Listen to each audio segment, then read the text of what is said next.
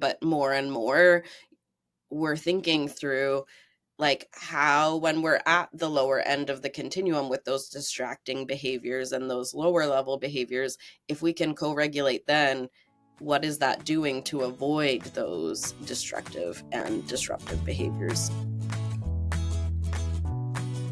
Last episode, we focused on deciding who we want to be when facing extreme behaviors. In episode 5, we think about all the other kids when our attention is consumed by a child who is showing a stress response. This is Sticky Hope.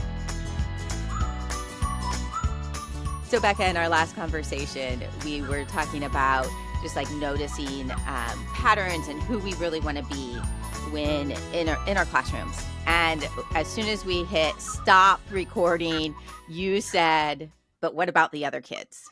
Yeah.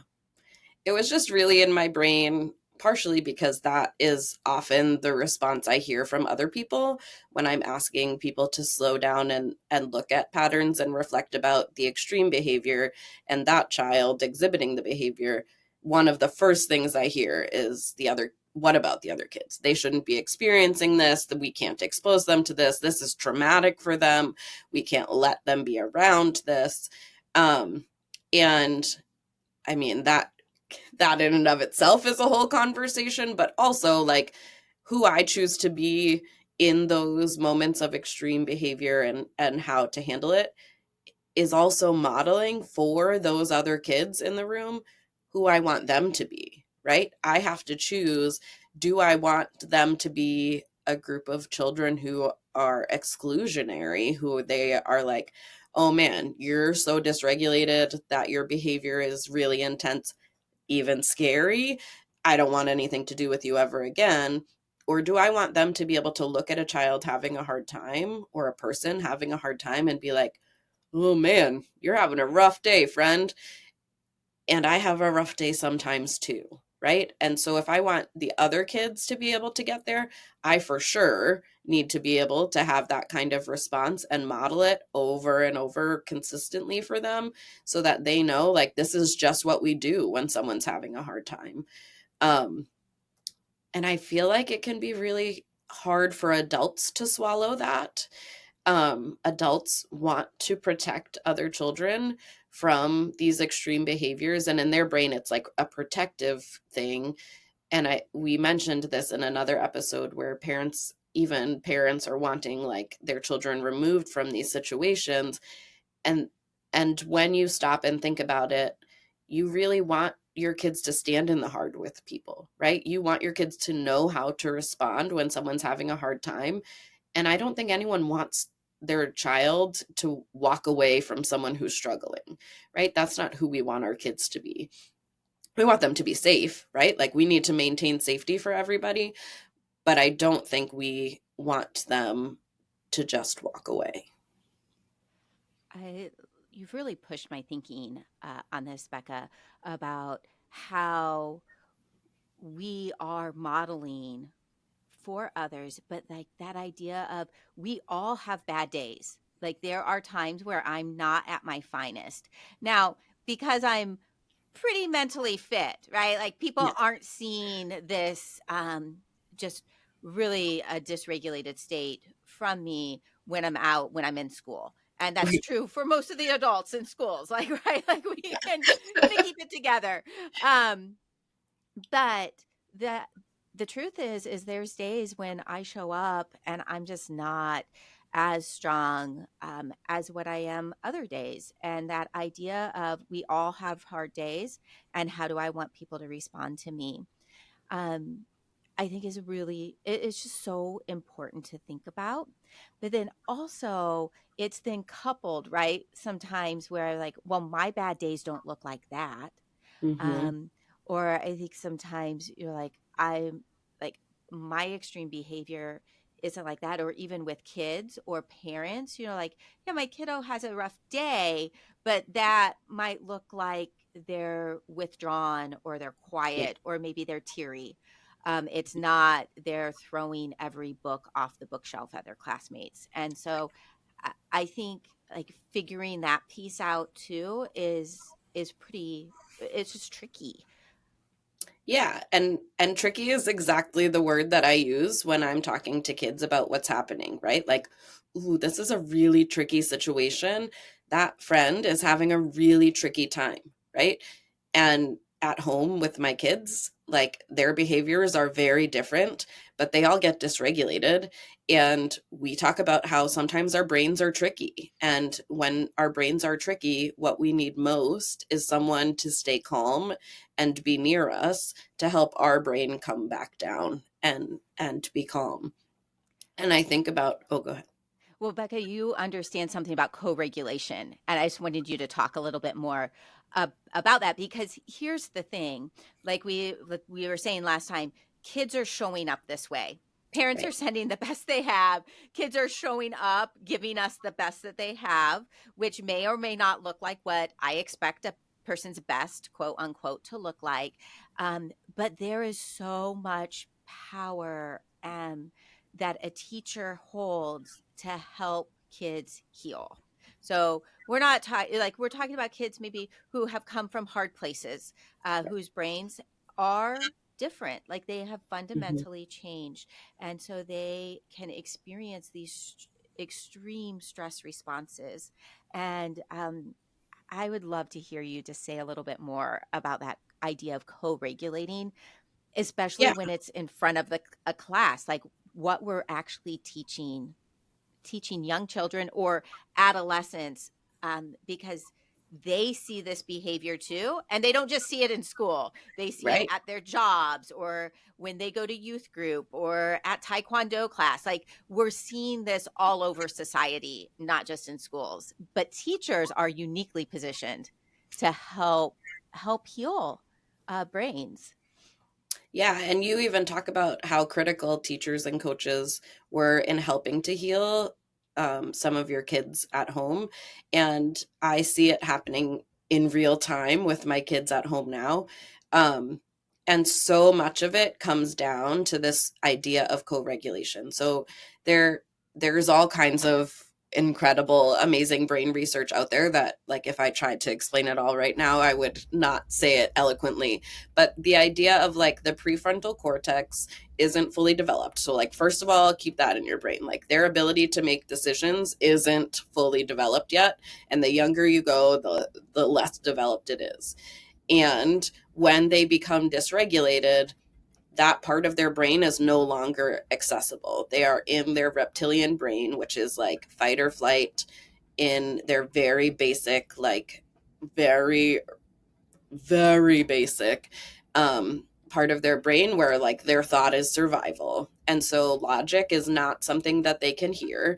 And what they need is someone to come alongside them who's not in a fight or flight response to help their brain and their nervous system be like, oh, I'm not in danger, right? Because if someone comes alongside them and is also dysregulated, then you have two people in fight or flight, and the message they're sending each other without even talking is, we are in danger and this is bad, where there's a threat and we need to respond. But if you have someone in fight or flight and someone calm come alongside, the calm can help to overpower the dysregulation, right? The threat is lessened when someone else is calm.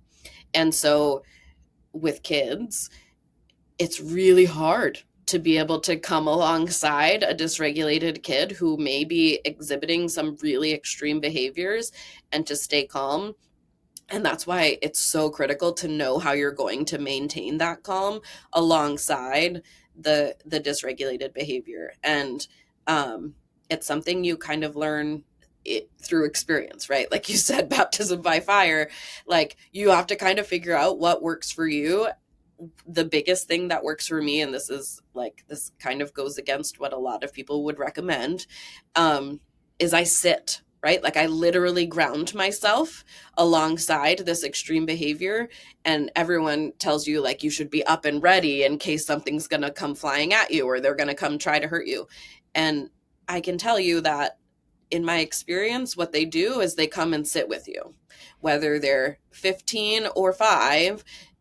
They come and sit, and that act of sitting on the ground and their body on the ground is actually a grounding thing for them too. Becca, I used to do the same thing with our kids too, because when you're feeling fear, you want to get big. And what I would always do is get lower. So Right. as long as I could get below them, I'm no longer threatening, right? Yeah. And it's tricky. Yeah. It is tricky in a home with 4 or 6 kids, and Yeah. it is extra tricky in a classroom with lots. Yeah. But I would agree, the more often that I could get lower, and also lower my voice. Hmm. So my voice isn't nearly as loud. I'm just lowering it. I'm calming. And that's that idea of co regulating. Like, I am going to be strong and sturdy and solid and trustworthy, and here, while the other person is able to begin releasing some of the stress from their bodies. Yeah. And I think, as I think about it in the classroom, like if I had a classroom full of kids and a child was exhibiting extreme behavior, I wouldn't sit on the ground in that moment, right? Like that's when I'm alone or with just adults who are trained in responding to these behaviors. That's when I will sit, right? And so we're talking about like the most extreme situations when you're in a school is when you would be alone or with other adults in that kind of behavior with a child. um and that's when it's most critical to know who's in charge, which adult is in the situation is in charge of deciding what the response is. The whole team should know how to lead and how to respond, but the lead person needs to be the one deciding, like, we're not engaging in any conversation right now. We are going to, like, yep, we'll remove all of the things that could be used to harm, but we're not going to talk about it. We're not going to make a show of it, and we're not going to take on any of the threats or the things that they're saying, because that adds to the threat in their brain, right? Like if you feel threatened, then they have a reason to be threatening. If you don't feel threatened, then their body is like seeking, what should I be doing right now? And so if you can model staying calm, it actually can help them to see, like, oh, like subconsciously their brain is like, oh, there isn't a threat, there isn't a threat, there isn't a threat. And slowly you see them calm if you can maintain your calm. Now, this is really hard work, right? Like you're not going to be able to just walk into a situation tomorrow, and if you've never been able to engage in a situation where a child's exhibiting this extreme behavior in a calm and um responsive way, if you've never thought or been taught to do it that way, you're not going to be able to do it perfectly the first time, and that's okay, right? Because you're learning. But um over time you learn the strategies that keep you grounded and then allow you to help the child become grounded faster.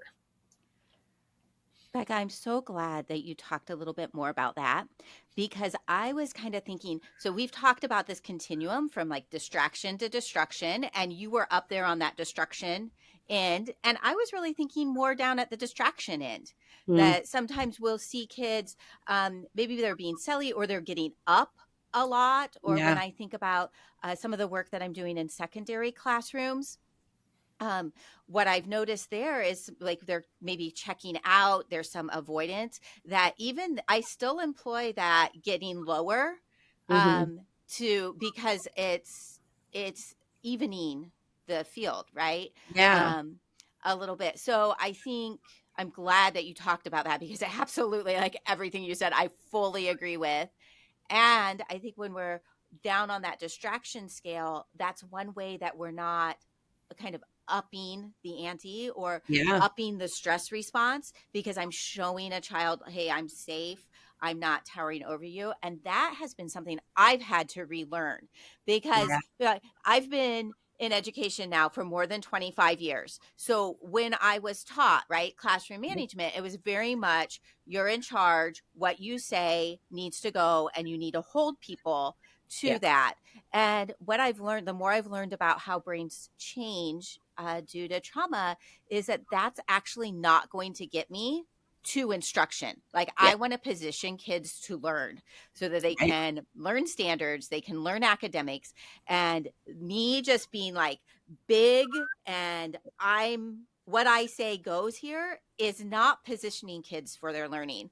So I do think we can even begin to think about that idea of co-regulating on that continuum, which just makes me super excited in kind of a Yeah. geeky way.